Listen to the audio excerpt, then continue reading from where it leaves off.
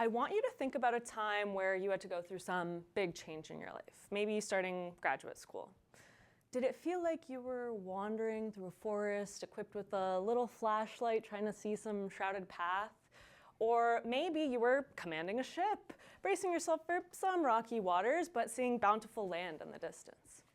These are just two of the metaphors I've heard in my interviews with immigrants who were describing navigating career changes after migrating to Canada. Qualified immigrants, those with professional qualifications, have to contend with many challenges as they try to rebuild their careers, like communication barriers, unfamiliar social norms, and discrimination. Now, in a time where immigrants make up nearly a quarter of our Canadian population, it's as important as ever to understand how to help them succeed in building meaningful careers in Canada. In my dissertation, I wanted to understand how qualified immigrants make sense of their career transitions after migrating.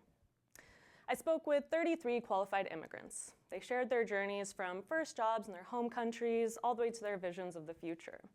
Some of these stories were disheartening, moving to Canada because they didn't really have any other options.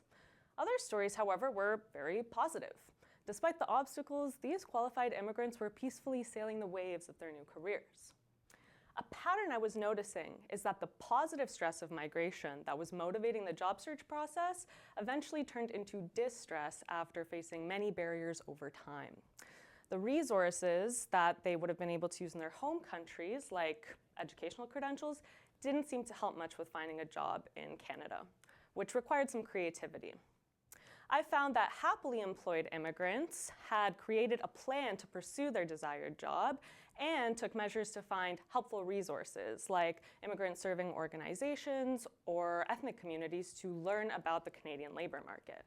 These resources also motivated the job search process. For example, confiding in their ethnic community helped them to receive advice and validation. This is where public service institutions, employers, and career counselors can help.